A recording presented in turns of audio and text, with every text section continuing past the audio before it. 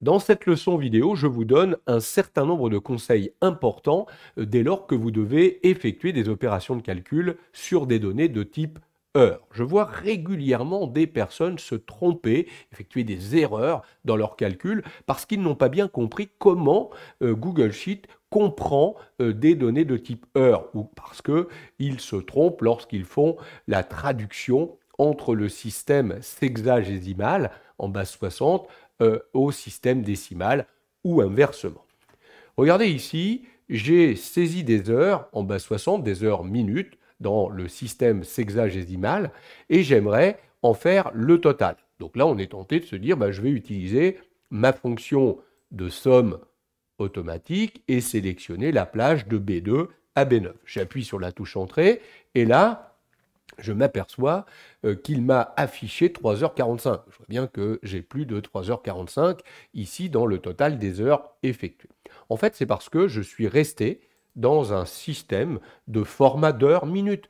Et effectivement, un format heure-minute ne peut pas aller au-delà de 24 heures. Donc du coup, il a bouclé à 24 heures, il est revenu à 0 et ainsi de suite. Donc si je veux cumuler des heures au-delà de 24, il suffit simplement dans format que j'aille demander un format de nombre non plus d'heures, mais de type durée. Et vous voyez que là, aucun problème, il a été capable de cumuler des heures au-delà de 24. Donc vous voyez que la notion de cumul d'heures, ce qu'il faut simplement, c'est avoir en tête cette notion de format. En fait, une heure, regardez, si je reviens dans format nombre et que je remets un format de nombre classique, on s'aperçoit finalement qu'une heure, ça n'est jamais qu'un pourcentage de 24 heures quand elle est saisie en heure-minute dans le système de base 60. Du coup, regardez ici, je vais annuler ça. Pour avoir des heures en décimale, 6,45 en décimale, de tête, je sais que ça fait 6,75.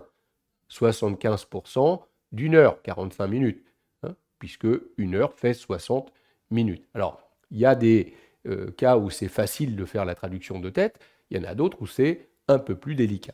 Donc si je veux le faire par un calcul, comme je sais que l'heure qui est exprimée en sexagésimal ici est un pourcentage de 24, je vais prendre cette heure-là et je vais simplement multiplier par 24.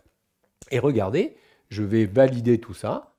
Là, il m'a remis un format d'heure, ce qui n'est pas correct. Je vais resélectionner tout ça et simplement lui demander de me réappliquer un format de nombre classique. Et vous voyez que immédiatement, j'ai réussi par ma formule de calcul à traduire le système sexagésimal en un système décimal.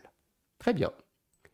Si je veux faire l'inverse, là c'est l'opération qui consiste à prendre les heures en décimale et cette fois-ci, je vais diviser par 24. Je vais valider, donc il m'a mis des pourcentages et évidemment, je vais transformer ces pourcentages dans un format nombre de type heure ou durée selon que je vais au-delà ou pas au-delà de 24. Et vous voyez que automatiquement, il m'a réaffiché les heures en format heure-minute. Voilà les concepts importants que vous devez maîtriser dès lors que vous devez effectuer des opérations de calcul sur des heures avec le tableur Google Sheet.